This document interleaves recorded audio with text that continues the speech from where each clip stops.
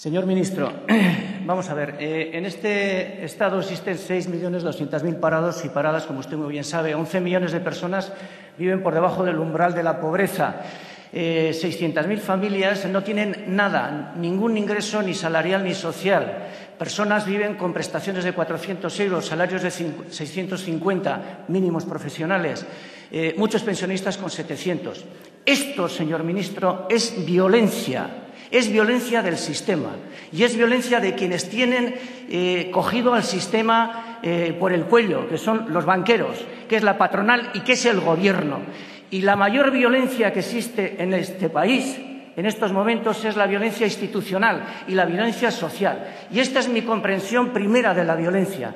Y ante esta violencia hay mucha gente que sale a la calle y que se confronta. ¿Quiere usted saber lo que es la confrontación civil? Pues la confrontación civil tiene dos palabras: confrontación y civil. Es decir, no tiene en principio nada que ver, absolutamente nada que ver con la violencia. La violencia es con la que responden ustedes ante los conflictos mineros, ante los conflictos andaluces, allí en Euskal Herria, en las huelgas generales. Esa es la violencia que yo he tratado de denunciar aquí.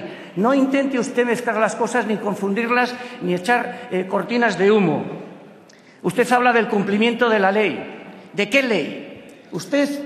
Su Gobierno ha aprobado una reforma laboral según la cual un patrón puede abrir un expediente y despedir a su gente, despedir a los trabajadores, bajarles el sueldo por el mero hecho de tener menos ingresos. Pero cuando una familia tiene menos ingresos porque una persona se va a la calle, no puede descolgarse de ningún convenio, de ningún contrato usurario con la banca, no puede hacer nada de esto.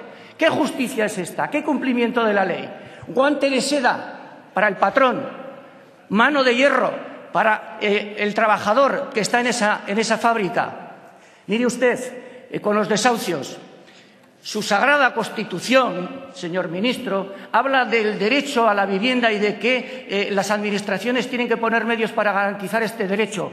Cuando se produce un desahucio, según esto, su policía debiera ir allí a detener al banquero y no a echar a esa gente a la calle, cumpliendo esa Constitución. La justicia suya no es ciega, es tuerta, ve lo que le da la gana. Y esto es lo que pasa. Ustedes tienen dos varas de medir las cosas y las miden siempre a su manera. Ya le he puesto el ejemplo, le voy a poner otro. Una persona que falsea unos datos para conseguir una prestación de 400 euros puede ir a la cárcel por 2 años y, sin embargo, ustedes aprueban decretos de amnistía para los grandes defraudadores fiscales. Ha mencionado de pasada el tema de los presos. Pues allá va una respuesta, señor ministro. Desde hace 15, 17 años andan tranquilamente por las calles personas que fueron puestas en libertad, a las que se les concedieron indultos. Estas personas cometieron delitos tales como apropiación de fondos públicos, como secuestros, como torturas. Se quemó a la gente con cigarrillos, se les arrancaron las uñas a gente, se cometieron asesinatos. Estas personas, que no fueron todas, fueron condenadas a varios cientos de años de cárcel, cumplieron únicamente menos de la mitad de las condenas impuestas.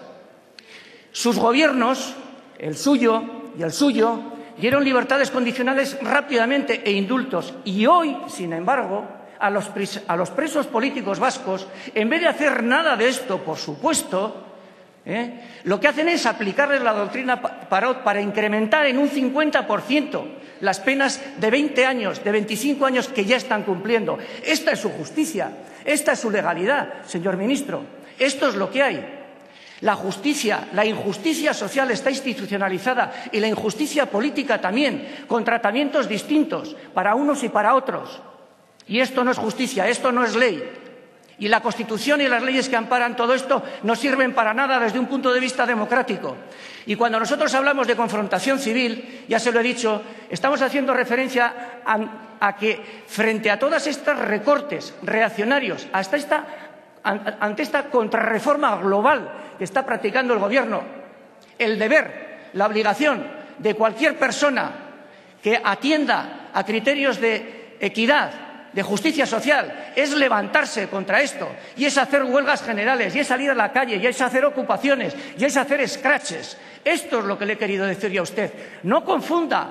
A nosotros, a Amaiur, Siempre se nos dice lo mismo aquí en esta Cámara. Ustedes no están legitimados para hablar de nada mientras no condenen, mientras no se arrodillan, no hagan cantidad de cosas. Nosotros tenemos la legitimidad de 333.000 personas que nos han votado y nuestros métodos, todas nuestras actuaciones son pacíficas y nuestra confrontación es dialéctica. Y ustedes a esto contestan escurriendo el bulto y llamándonos violentos y llamándonos terroristas.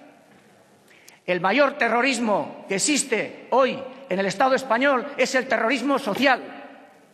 Y a esto tendría que estar dando ustedes respuestas y no confundiendo y no soltando cortinas de humo, no enturbiando los debates. Creo que es suficiente con esto, señor ministro. Muchas gracias, señor Cuadra. Señor ministro.